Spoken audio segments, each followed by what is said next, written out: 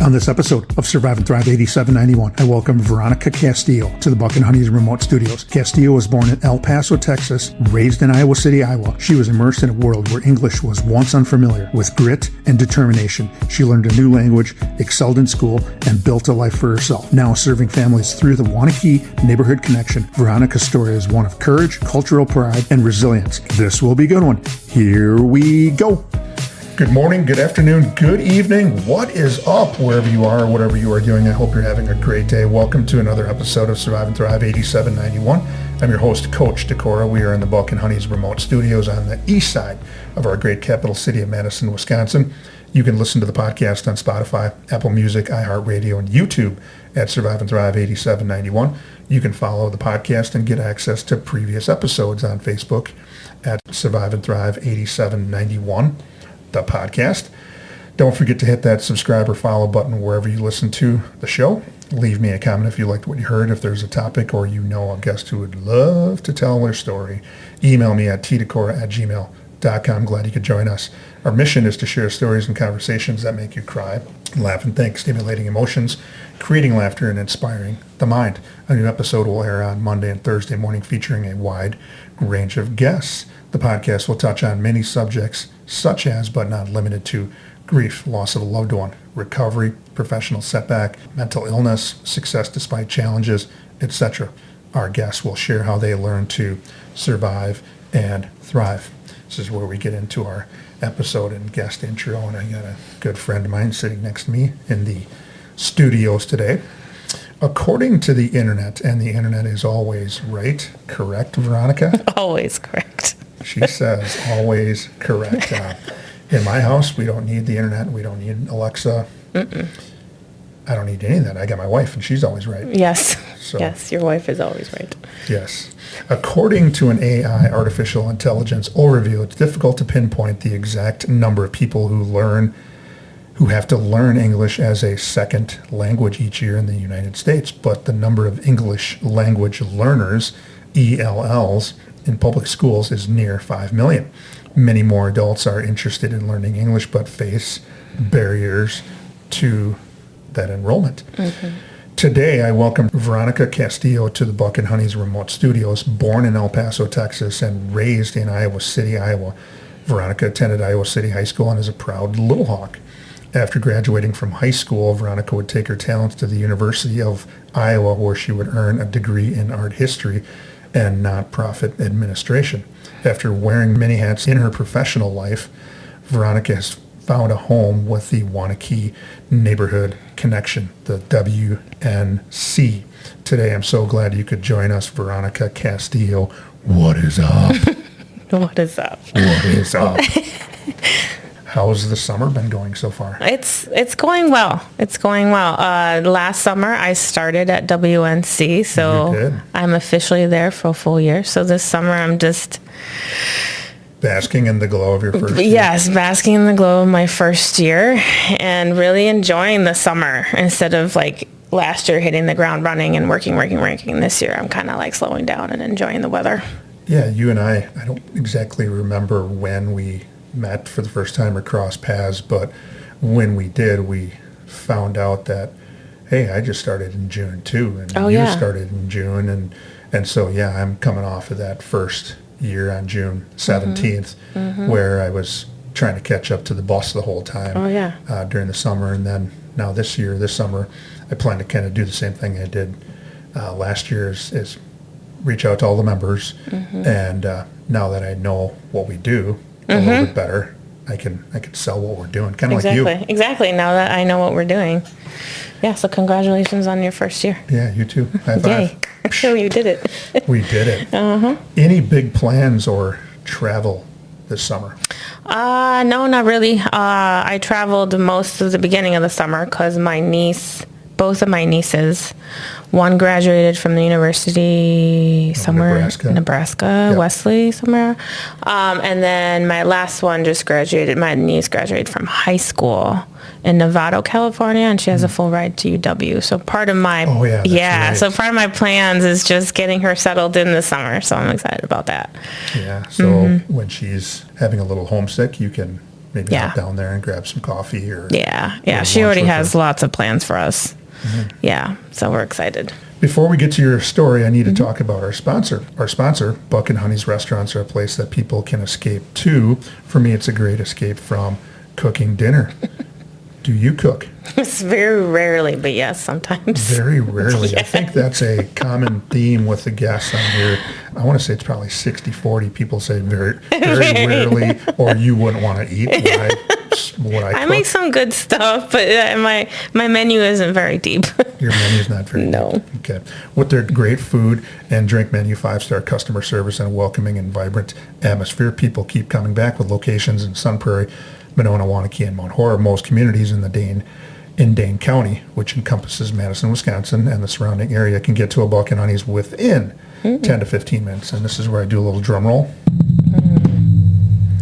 Have you been to Buck and Honey's? I have been to Buck and Honey's. You have? I've been to the one in Monona, pre-COVID. And then I've been, like I was telling you, I go with the superintendent of Waunakee. We meet at Buck and Honey's for lunch every once in a while. Throughout the year. Dr. Brown. Dr. Brown, one of my favorite people. She's a great human. She's a great human. Yeah, so, you'll find us there usually every other month. Well, maybe we'll be a fly on the wall sometime. Yeah, maybe I'll invite myself. So what's your favorite dish there? Is the jambalaya. The jambalaya. The jambalaya is my favorite. Jambalaya. I always get the big bowl.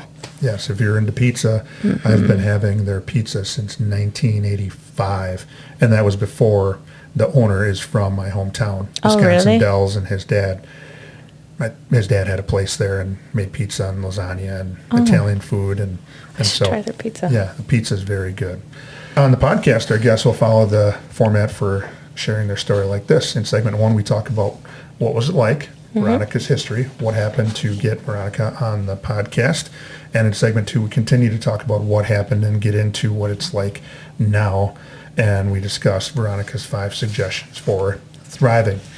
You were you were born in El Paso, Texas, deep south of the United States. Yes. And then you relocate and you were raised in Iowa City, probably 2 completely different worlds, the South and the Midwest. Yes. And I might be biased, but people all over the United States love Midwesterners. Yeah. Just because we're so nice and we're pretty awesome. Yeah, we're pretty awesome. What was life like growing up for you in Iowa City? Man, I would say it was a positive experience. But this is 1984, 85 when we ended up in Iowa City. So we were the only, my sister and I were the only Latinas, Mexicans in our whole school.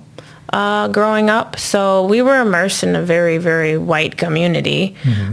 We moved to Iowa City because my dad was getting his residency for psychiatry, and he had applied. What he tells me is he had applied for over 100 schools, and even his main school in Texas said they would never need a Spanish-speaking psychiatrist. So 2 schools, especially there, would be odd because of your proximity to Mexico. Yeah. So we took the residency in Iowa City, Iowa, and told my mom, don't worry, it's only going to be 10 years, and we were there for 20 plus. But I loved growing up in Iowa City. It was a small town, a lot like Madison, a little bit smaller, but... Sometimes when you are the only, you're a new student, you're a tall student, you're a short student. In this case, you were a Latina student, you and your sister. That can be a little bit of a novelty, but it also can come with some of its other not so novel things. Yeah. And you talked about it just being almost a whole white community that you stepped into. Were there any times where it wasn't so novel? Oh, yeah. It's funny you say novel because I do feel some of my teachers would make it like a thing. But at the same time, my teachers and the community didn't we had no English. So like I had no English. My sister and I just a couple years ago were laughing about it, how my mom just dropped us off at school and was like, good luck, because we had no English. So my teachers, and when I became a teacher many, many years later, but my teachers didn't know how to work with us. They didn't know how to communicate with us. And so it wasn't novel in the sense is that we were left alone a lot just to figure it out. And or we were reprimanded for our accents or how we were saying things, or like my sister got pulled out to try to get rid of her accent, and she was put into speech therapy. So it wasn't novel in the sense of we were treated different, and we knew we were treated different. And even because I had no English, my test scores were awful. So talk about the million dot tests, the ITPS tests. I failed those with flying colors. And so it was always sitting next to my mom, because my mom wanted us to always be present in those conversations. And it was like, she's not going to make it. She's dumb. She doesn't understand what's wrong with her. And I always felt leaving pretty horrible about myself. But my mom was like, no les hagas caso. Like, don't listen to them. You're going to get through. We're going to be fine. I know we talked a little bit before we started that there was even times where you didn't even know what they were saying. Oh, yeah. And they might have been being mean to you, and you at times didn't know, but eventually you would start to understand what the word dumb means, or she's not going to make it. It was a tone thing. Like I couldn't tell if people were making fun of me or being mean to me. It was a tone, but I could tell that there was something negative, right? Because your tone changes. And even now, sometimes I have to ask somebody like, are you making fun of me? Are you? Because I can't hear it. Because I never grew up understanding that, because I was literally in two worlds with my language. So you were tossed into the proverbial deep end, and you had to learn how to swim, and we're going to talk about this. Not only did you learn how to swim, but I equated to you learned to swim, and then you were an Olympic swimmer. If you want to kind of compare it, tell us about your family growing up, mom, dad, and siblings. Yeah, so I'm the youngest of four. Oh, you're the baby. I'm the baby. I'm still the baby. Ask my mom. I'm still the baby. So yeah, I'm the youngest of four. My dad, born in Texas, raised in El Paso. Mom, born in Mexico. My siblings also were born, my two older siblings, they're like 9 and 10 years older than me. There's a big gap. They were born in Mexico, and then my sister Monica was born also in El Paso, like me, in Texas. But, we all got uplifted and moved to Iowa. So I feel for my siblings sometimes. Sometimes we'll talk about, they were dumped in junior high when we moved to Texas. So my brother tells us a story talking about not understanding people are making fun of you, that he wore a belt buckle and boots and a hat to school the first day when he was like 13 or 14, and how kids were like making fun of him, but he didn't know they were making fun of him until many years later. So, my siblings now, like my brother is now in California and does advocacy work. My sister Lydia, she's a chiropractor in Davenport, Iowa, and has had her practice for 20 plus years. We're all kind of healers or community workers. My sister Monica is a massage therapist, but also a curandera, so she's a natural healer. And my dad's a psychiatrist. And my mom has been a stay-at-home mom and pretty much took care of us and raised us her whole life. And something really cool happened with your mom. Can you share that with the crowd? Yeah. So my mom, she didn't finish high school. My mom never finished high school, so she ended up getting her GED at some point. Okay. And then she worked 33 years to get her BA.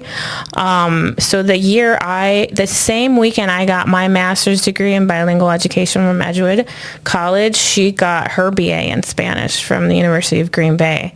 So I get goosebumps thinking about it, because she showed us to never give up. Mm-hmm. So even when I encounter people, they're like, oh, I can't do school, or I don't want to do school. I'm like, it took my mom 33 years. So yes, you can. Yes, you can. You can do it. It's just you have to make the time for it, and you have to keep going back to it. So It was awesome. That's a great story. And I had the opportunity to meet your mom at that little morning thing, and she's got the same personality as you two.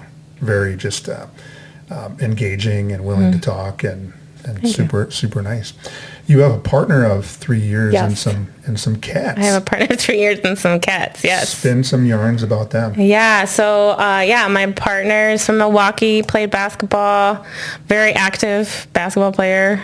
He just got his BA from Madison just last year too, at 52. So talk about not giving up. Better late than never. Better late than never. And my 2 cats, their names are Sue and Jolo.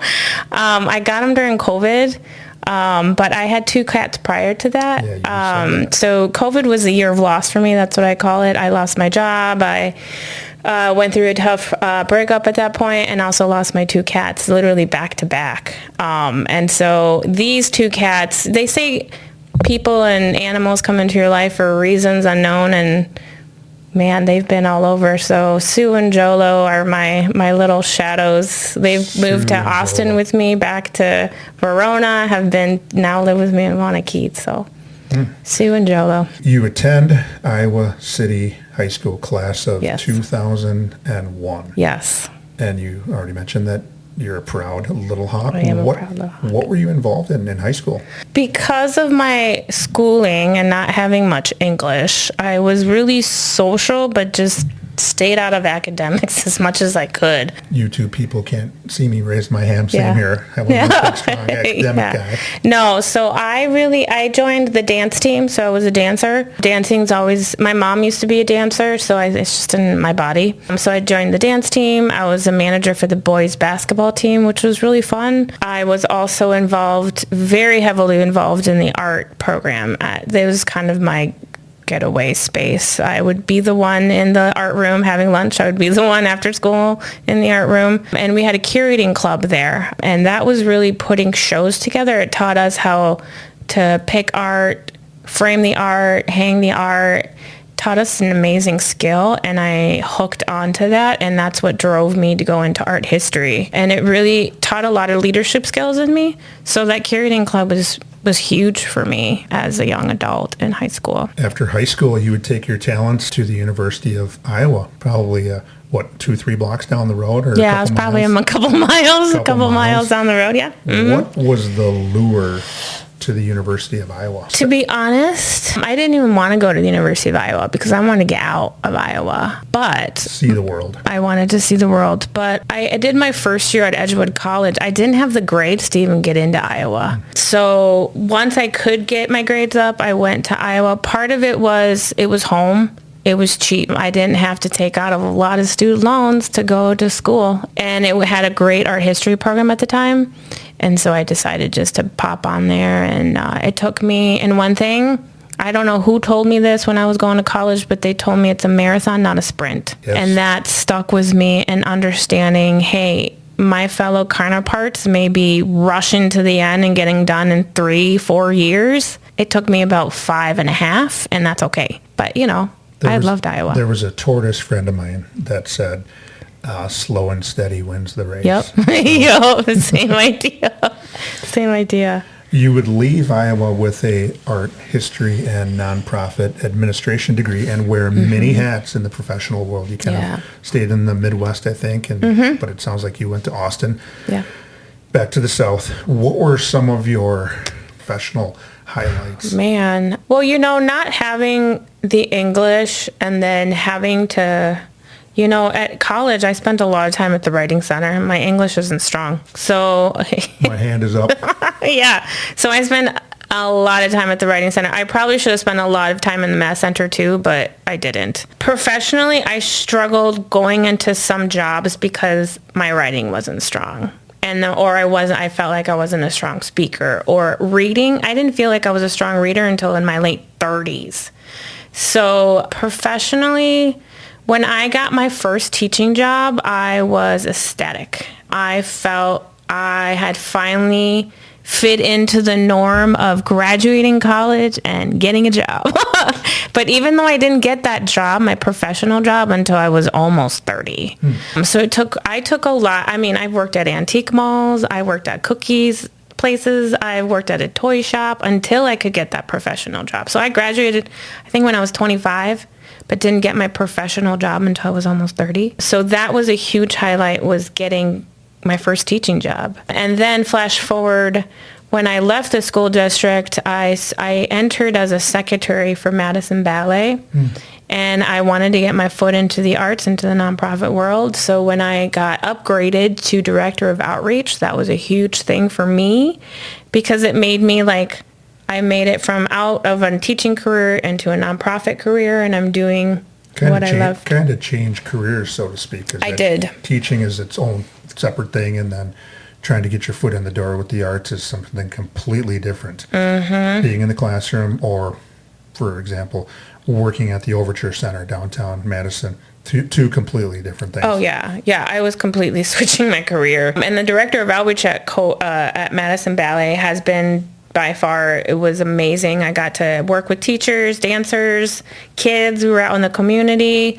And then it just fizzled during COVID. So then I had to it was hard, because I had left a career that I had gotten a graduate degree for, and I had to deal with that loss, and then had to deal with the loss of now my second professional career. And from 2020 to 2025, the highlights is that I didn't give up on myself professionally, and kept taking jobs that would at least get me to where I am now. But I knew I would have to start somewhere every time. So I knew I couldn't enter at some from director to director. I would have to go in from director, and maybe I'd have to go in from a different level. So when I lost that job at during COVID, I ended up getting an assistant director job at East Madison Community Center. And that was 133 applications later, and 2 interviews later, and 2.5 years later. Was huge. I got an assistant director job. So that's been pretty much one of my biggest highlights. And then I left that job,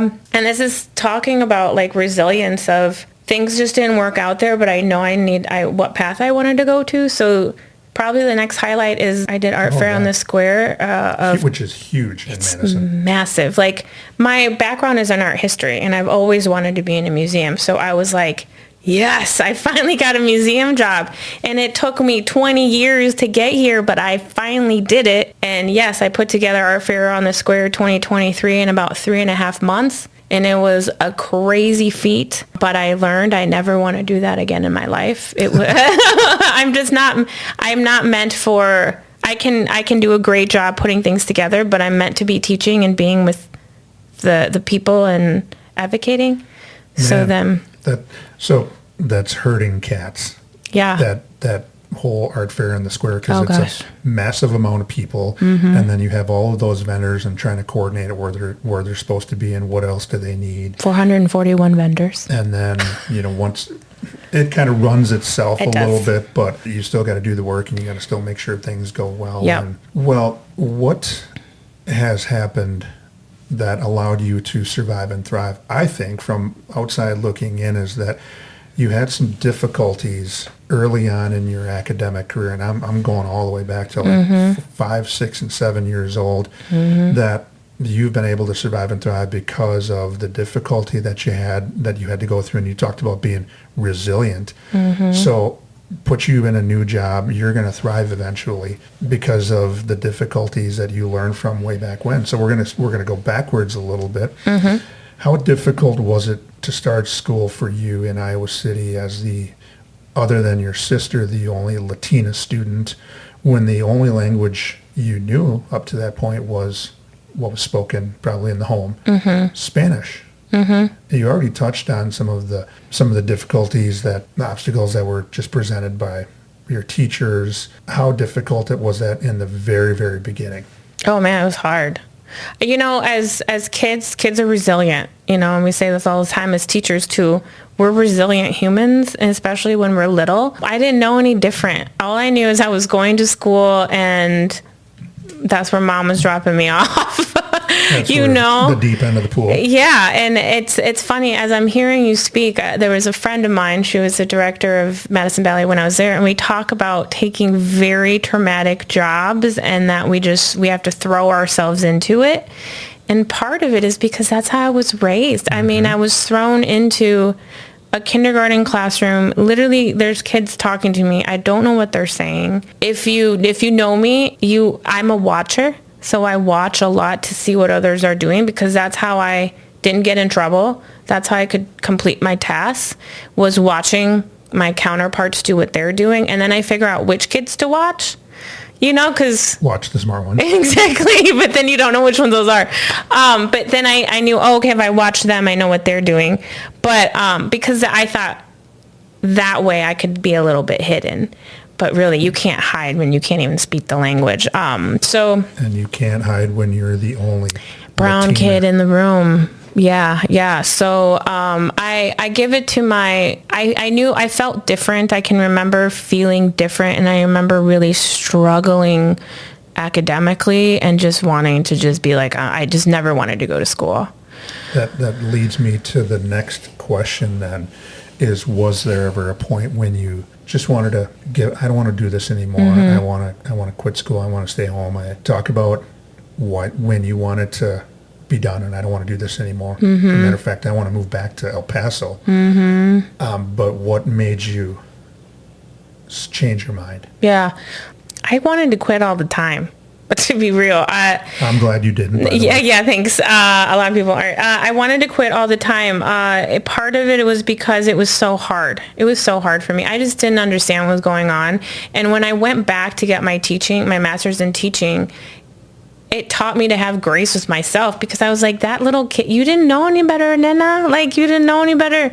I look back and I think about, yes, I did all I could because I watched, but I was horrible at math. Those speed tests. My hand's up, by the way. Oh my gosh. I would start almost wanting to cry when those speed tests would come out. So I just, and part of it was fake it till you make it. I didn't know I was doing that as a kid, but that's what I was doing. My friends helped me out a lot. My mom never gave up. She got me tutors. She would constantly tell me, yes, you feel different, but you're not. You're like, she was my person to make sure that I did not quit school because she had to drop out in high school. So she wanted to make sure all of us made it to the end. I still struggled. And even when I was getting my BA, I flunked statistics 6 times, just took it 6 times, and I had to literally go to San Francisco State University and take a comparable class for 3 weeks so I could graduate because I just could not pass that class. And I still wanted to quit, but I still didn't. And then I got my master's, and I had a very unfortunate situation with a teacher, and I literally was probably 3 months away from graduating, and I was like, I'm done. I'm just quitting. Like, if this is the way I'm going to be treated, I'm done. And one of my mentors said, you've come this far. These kids need you, and you needed you. And so I was like, okay, I can't quit. And that was my turning point of, I can't let others affect my education and my path forward. So I have to just let that go and move on. And so that's what I did. And I ended up graduating the same weekend as my mama. So sounds like you went through maybe not 9 lives, but maybe 99 lives. It feels like sometimes. And then that 100th one, the switch flipped it, but it took a while. Yeah. Because our listeners want to hear the rest of your story, I need to talk about our sponsor one more time. Buck and Honey's has been with the Survive and Thrive 8791 crew since the beginning, with 4 locations in the Madison area. One is always near. People ask me why Buck and Honey's. Owner Tom Anderson places a high priority on the mental health of his employees. He has a mental health professional available for them should they need support. I don't know how many businesses go above and beyond their EAP, but an employee assistance program, but Buck and Honey's does. June 24th, Veronica Castillo was hired to lead the Wanakee Neighborhood Connection, the WNC, which is a social service organization that applies a neighbor-to-neighbor approach to supporting the most vulnerable people, vulnerable families in our community.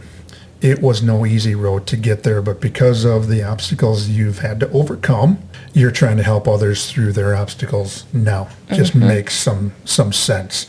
In segment 2, Veronica is going to talk us through how hard that was to do, and she will also share how great life is now helping others.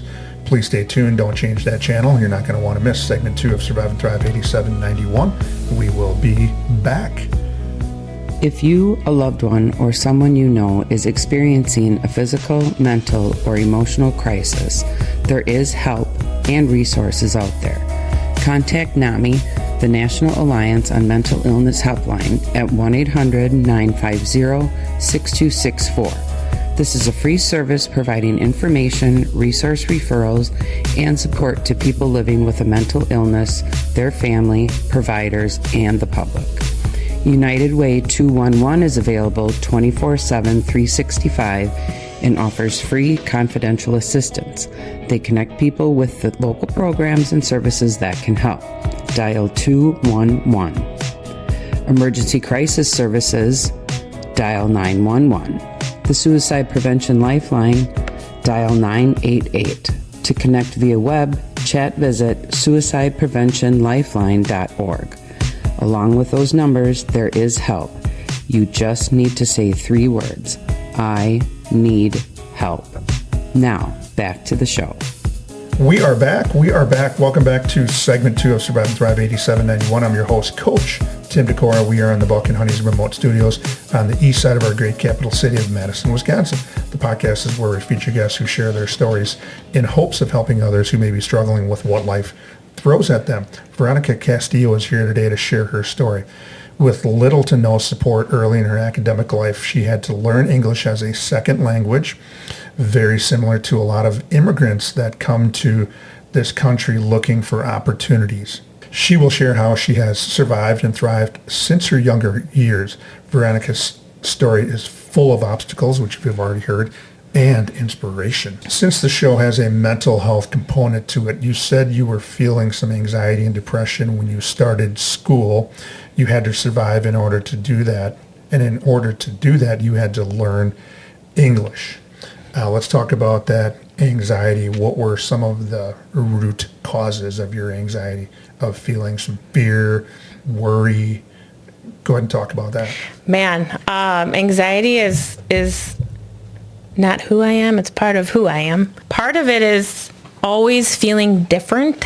The anxiety of walking into a room and knowing you're the only person that's different. And then on top of that, knowing I can't understand anybody, or I can't do what everybody else is doing either. And so the anxiety and the stress of feeling different has just been ingrained in my brain since I was a kid. And so back then I didn't know that's what it was. I was always nervous. I was always nervous. But if you get to know me, I'm pretty chill. Yes, I'm very chill. When I would hit those anxiety moments, it was really, I didn't know how to deal with them as a kid. So I would just become intrinsic and quiet and just either not raise my hand, not say anything, make sure I could blend in as much as possible, even though it's an impossibility. I would never use any word that had THs in it, CHs in it, or SHs in it. So some, church, chair, should. You would probably never hear me say any of those words because it was so hard for me to say that. And the anxiety of getting made fun of, corrected, it was always something that I would avoid up until maybe junior high and high school. I would maybe start interjecting some of those, but that's why everything was always really hard for me, was because of the anxiety of just speaking. And when you take someone's voice away, you take their whole personality away. Because I'm a retired teacher and I do have some teachers that listen to the show, and also work with Latino, Hispanic students.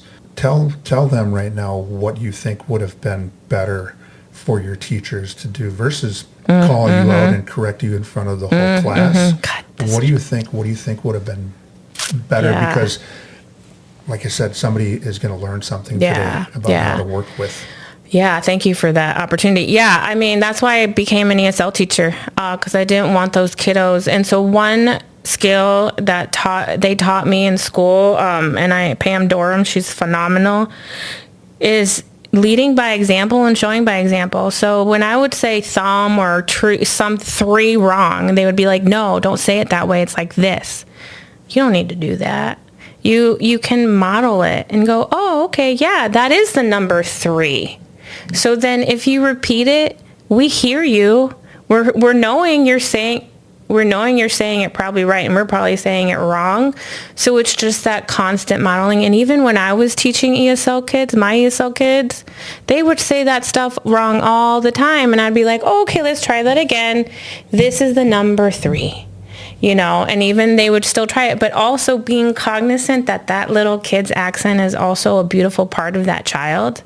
So even if they're not saying it perfectly like you think is perfect, like, have a little grace. They'll get it. You still understand what they're saying, and it's not going to keep it or hinder them from progressing in their academics. I like that modeling or role modeling for your students in your classroom. And you just hit it right on the head. They're listening, and they want to learn how to say it, and they do that by repeating what you said, and then it just starts to happen naturally over time. Yeah. Let's talk about the depression, where you're feeling sad, you're feeling blue. Yeah. You may have wanted to. You've talked about this. I wanted to quit all the time. Yeah. What was going on there?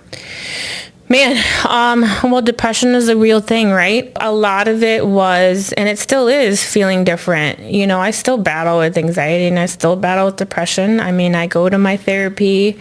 I've learned ways to get it out of my body. So I've done somatic therapy, has been huge for me. But depression really feels like a heavy blanket that won't let me get up. And so that heavy blanket is what I have to fight when it comes to being triggered with trauma, or, and saying like, it's okay, it happened again. You can still be resilient and get up and keep going. In the line of work that I do, I mean, there's a lot. There's a lot. And even as a kid, I would hit points where I'd be crying a lot, and I'd be like, why? I feel so sad. Why do I feel this way? And I'd talk to my mom, and it was just like, it's okay, it'll pass. But part of it now is just being okay and open that I have depression, and reaching out to people and going, hey, I'm going through my little thing right now.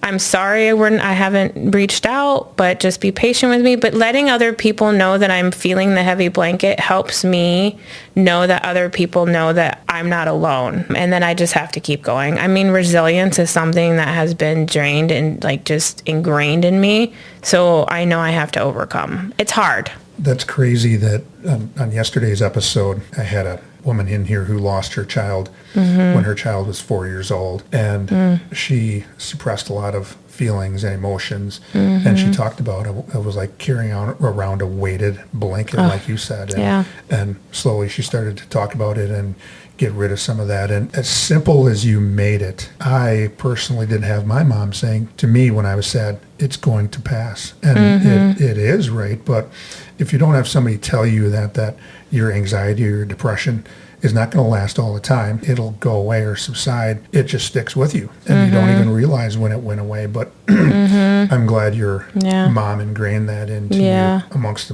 some other things. So that gets me to the next question, and you've already touched on a little bit. As an adult, has your anxiety and depression gotten better? It has gotten better. It just kind of depends, I feel like it waves. I'm not on medication. I've never been one to be on it, but I always encourage people, if that's what you feel, do it. But my medication is really moving my body.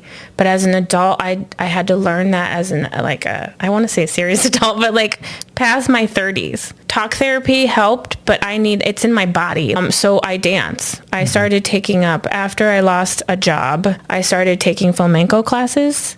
And part of that was myself as an adult combating the anxiety of trying something different and feeling out of my comfort zone, and the depression of having to move it out of my body. I have to move this out of my body, take the blanket off. So I dance or I work out, and I know that if I'm starting to feel that heaviness, I have my village that I reach out to and go, hey, you want to go on a walk? Or with my niece coming, we've talked about taking classes together, dance classes together. So that is how I try to get out of my body, but I recognize it though. I'm not afraid to recognize it anymore. I'm not afraid to say, yep, I'm in my depression right now, and what am I going to do about it? That was going to be my next question, but you've already addressed it, which is I'm letting you talk here and you're just kind of flowing through. I was going to ask you, during these times of mental struggles, how are you coping with your anxiety and depression? But you just laid it out. You dance, you work out, you make plans with your niece, or you're open about it and you just say, hey, you know what, I'm going to lock myself in the apartment or the house today, and I just got to regroup, and I'll get back to you when I'm good to go. And I think there's nothing wrong with telling people how you're feeling, and I tell people the same way. I'm not feeling great. I'm feeling a little anxious. People are sympathetic about that. After you graduated from the University of Iowa, a Big Ten school. Yeah. That's crazy considering where you started and where you ended and the path you. So after going through what you did early in your academic career, what was it like getting your college diploma when you received that jacket in the mail, or you received a handshake or a pat on the back? I mean, I'm looking at your face right now and you're smiling. Yeah. What was that like considering where you started? I'm smiling because I'm thinking about my niece, Ina, who just graduated from college. And in the moment, you don't really feel what's going on. You're just going through the movement. But geez, I'm glad that's over. Yeah, I'm like, 3.5 hours? I have to sit in this arena for 3.5 hours. But when I think about it, I was so proud and happy because I didn't think I was going to get there. Like all my siblings got there, and my older sister was still in school too. Her and I both struggled through school a lot. So part of me was like, I just wanted to get it done. I just wanted that piece of paper because I knew once I had that BA as a woman of color, I had another entry into spaces that we weren't systematically in. So I knew I had an opportunity, but I was just like, thank God that is over. Because it took me 5.5 years.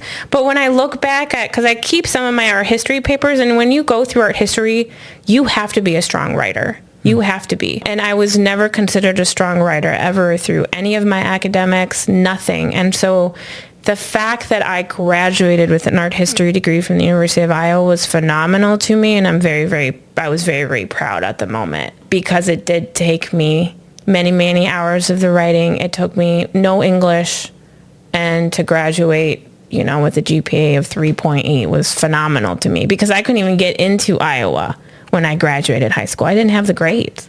So it was awesome. And then I was like, well, if I can do that, I can do a lot. I can get my master's. I can get my master's. Yeah. So when you mentioned your niece and you were watching her walk across the stage and hear her name, did you have some flashbacks to when you did the same thing a few years earlier? Yeah. I mean, I was with my sister, Monica and I were together, and I was telling her, like, man, this is crazy that we did this. We did this, and now the next generation is doing it. And we're looking at this generation, and these women are phenomenal, right? They're so different. So I asked her, I'm like, are you going to get your master's? And she goes, I'm not going to do this again. And I'm like, that's what I thought. But, when I got my master's, I was in an emergency certification for Madison Metropolitan School District as an emergency certified teacher, and I started my graduate program at the same time. So I was working full time and going to school at night. So I was like, I got to do this, and I did it in 2.5 years. You probably know this, or maybe you do. Maybe your sister shared it with you, but you've been a role model or modeling how you should navigate your academic career. And I bet your sister has said to your niece, you got to do it just like your aunt Veronica. She got her degree. She got her master's. Yeah. You've been doing that role modeling just like you had talked about Yeah. with your teachers. So if you could say something to those who may have doubted you as a young child, what would you say to them? Oh, there's so many things I could say. This is PG. I'll keep we put the little E down there so you can let her rip. As much as I want to say like F you, no, I just want to say thank you. I want to say thank you to those people who doubted me, who still doubt me. I still enter spaces where I know they're doubting me, but I say thank you to them, and I say, look what you helped create. You did this. There was one teacher, chemistry teacher, I flunked his class. And I remember one time he said to me, stop asking me. You have asked me the same question 30 some times. Ask the guy behind you. And I was like, damn, okay. So anyway, flunked that class. My senior year, had to retake it with a ton of juniors. When I aced that class. When I graduated, I went down to that man and I said, check this out. I got straight A's. What do you think? And he goes, it wasn't you as the teacher. And I said, well, thank you for making it hard for me. And he goes, you did this. So I would say thank you. If it wasn't for you, I wouldn't be here today. I wouldn't be as resilient as I am. That's some good stuff. Yeah, thanks. And we've already talked about that, how inspired I am right now, just hearing these backstories. You were hired to lead the WNC, the Wanakee Neighborhood Connection, in June of 2024. Tell us about what kinds of work you do there. I am a leader and an advocate there at WNC. Really, I've been able to find a space where I can advocate for people who are exactly like me. Now, what I do at WNC, I can't do without my mighty staff of 5 that I have. I mean, we're 5 and that's it. I have about 25 to 30 active volunteers that help the store. So we're technically a store that provides free clothing and goods to the community. No questions asked. You walk in, you tell us you have a need, we're going to help you. And who walks through that door? We're talking seniors, we're talking middle-aged, we're talking young people, we're talking slew of backgrounds, slew of languages. And really what I've brought to the space is a sense of belonging in a village. When you walk through that door, you'll feel, we want to make people feel like you've found your village. We're here to help you out. No matter where you're coming from, no matter what attitude. We also have deepened our services. So I came in, I said, if they're coming into the store for something, they're coming to the store, there's probably something else. And so how can we get them to open up to us to figure out what that is, what that else is?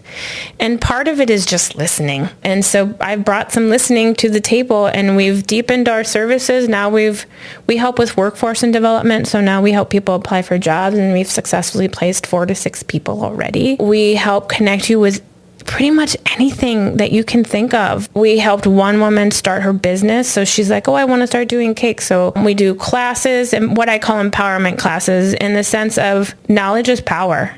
Right? And so we don't know if we don't know. And so I've done empowerment classes, and those what our cafecito classes are, and they're in English and Spanish. We did tenant rights, we did internet scams, we did start your own business, we've done ask a banker. So like just a slew of things. And I just want to be a space. WNC is really a space that you can come in, and if you have a question, we're going to help you.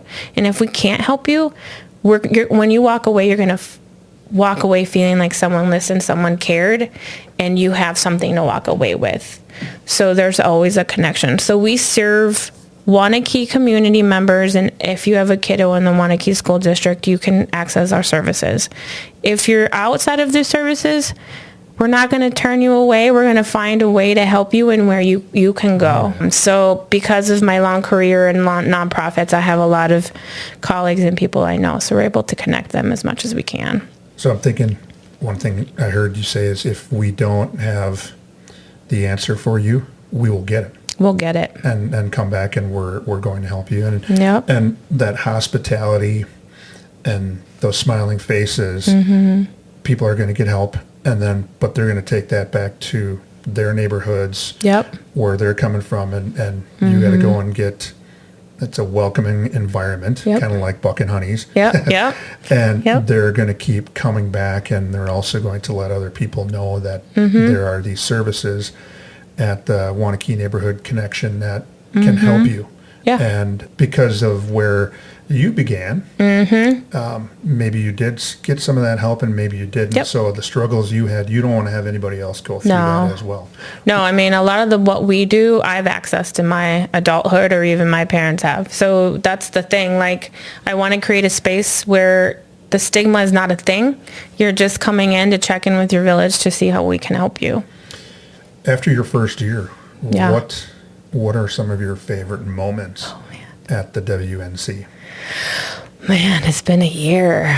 I would say there's a couple. One of them would be one of our community members arrived to us probably like 6-7 months ago. We've been slowly helping her do her thing, and we just had a little party and bought a cake from her that she, in the last 7 months, has started her business with resources that we've provided and helped her with. So the cake was phenomenal, let me just tell you. My mouth is watering right now. Yeah, You had me a cake. yeah. So that's been one of my favorite, kind of like those full circle moments, you know. One of them has been kind of I've done a lot of teaching around, you know, accepting of others in a space of belonging. And we just had our fundraiser back in May, and one of our community members, who was gracious enough to speak, talked about how WNC, she knows, is always a space where you will find someone who cares,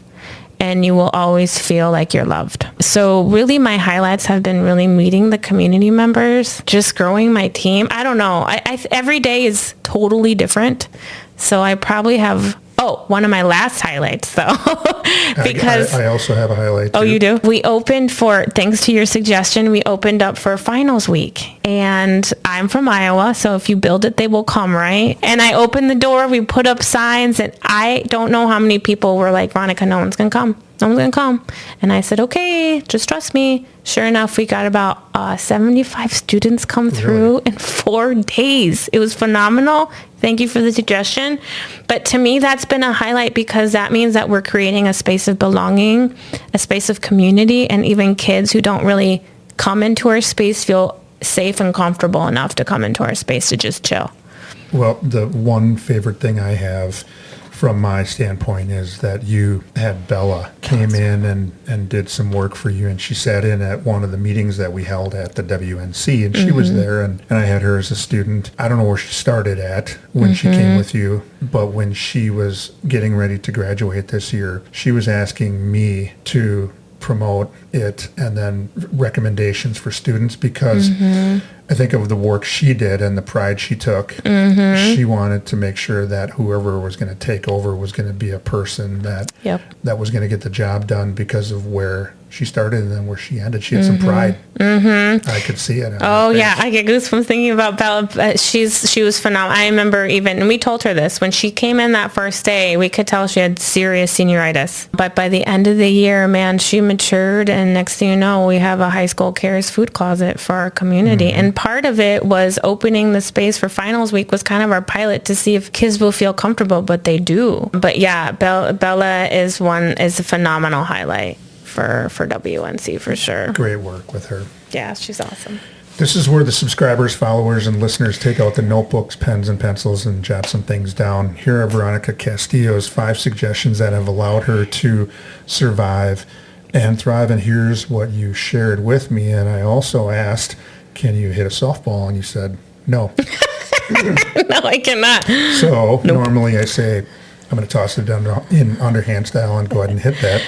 Except this time I'm going to roll a kickball in, and I'm going to say, go ahead and kick that. Yes. So in about 60 seconds or less, you're just going to give me a little blurb on this. Number 1, have grace with yourself. Go ahead and kick that. Yeah, have grace with yourself. As I look at it, this is the first time I've been in this space, and I'm going to mess up. I'm going to trip up, and I just need to know I have to have grace with myself and learn from it. So pick yourself up with grace. It's okay. It's okay. Number 2, it's okay to say no. Go ahead and kick that. It's okay to say no. I was always a yes person. Yes, I can do that. Yes, I can do that. Yes, I can do this. That is where that cycle ended with me. No, I'm not going to do that, because I learned the power of no, and other people use it, and it's not a negative thing to say no.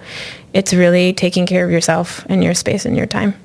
Well said. Yeah. Number 3, try new things to learn new things about yourself. Go ahead and kick that. When I lost one of my jobs, actually, what someone told me, try new things because you will surprise yourself, because you get into these depression states. I was in a deep depression after I lost my job during COVID, and I needed to figure out that I could do stuff. And so I took flamenco classes. I tried something different to prove to myself that I can do new things and learn new things. And that's pretty much why I say try new things. You need to learn new things. And they're not as hard as what you had to go through. No. Mm-mm.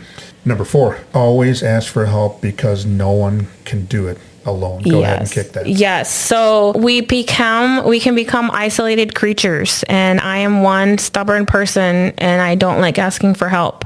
And a lot of us don't like asking for help, especially when it comes to our mental health, how we're feeling, or just resources. We have to remember it takes a village to support one human. And so you have to lean on those people. And we have to remember we cannot do it alone. A lot of us do, because we have no other choice. But we have to remember we're not alone, and we don't have to do it alone. Mm-hmm. And the last one, number 5, take time to create time for what you love to do alone or with others. Go ahead and kick that. You have to find time to enjoy life. I think we get so bogged down with the negativity of life. We get lost in the anxiety, the depression, all the negativity. Oh, why us? Why did it happen again? Trust me, I've had those multiple conversations with myself. But part of it is finding time to create that joy and that happiness, to know it's okay. And that is what drives me to keep going. So I have to carve out that time, and we have to make that time for ourselves and for others, like my mentors in my village, to find that time. 5 really good items that people can apply to their own situations. And we've got a successful person who has survived and thrived as our role model. What a great episode. I'm so glad you could join the Survive and Thrive 8791 crew. Your story and how you overcame some early obstacles definitely set up for success in adulthood. Your story reminds us all to have coping skills or mental health tools in the toolbox when a person is met with challenges, and you've certainly were met with a bunch early on. And despite that, you have survived and thrived. Our call to action, Veronica Castillo just shared her incredible story and what it's like to learn a new language. Here are Veronica's 5 suggestions that helped her survive and thrive. Number 1, have grace for yourself. Number 2, it's okay to say no. Number 3, try new things to learn new things about yourself. Number 4, always ask for help. You can't do it alone. And number 5, take time to create time for you, what you love to do alone or with others. Final thoughts as we close another great episode of Survive and Thrive 8791. Are there any final thoughts, Veronica? Any final thoughts? The only final thought I can think of, and this is what I tell my nieces all the time, and soon to be my nephews. I don't know. I talk closer to my nieces. Head up, light, strong. We need to keep our head up. But there's a lot of times where we feel we've done something wrong or we're going through a hard time. It's just keep that head up and light bright. We all carry a very strong light, and keep that light bright no matter how dim and horrible it feels right now. Head up, light bright. Well, I'm so glad we had an opportunity to dig in and peel some of the onion back and see what makes you tick. And I'm glad we've been able to talk today, because I've learned so much more about you. And not that I didn't have respect for you before, I did, but now I not only have respect, but I'm inspired by what you had to go through to get to where you are. And don't ever give up, because that little Veronica worked so hard to get through what she needed to. So Just remember that, because Yeah. she got you to where you're at today. It was Thank because you. of her. So Yeah, thank amazing. you. On our next episode of Survive and Thrive 8791, we will have another amazing guest in the Buck and Honey's remote studios who will share how they learn to survive and thrive. If you have a story to share or you know someone who does, please reach out to me at tdecora@gmail.com. Until next time, hang in there with whatever you happen to be going through. And with hard work, dedication, and determination, you can survive and thrive. Until next time, take care.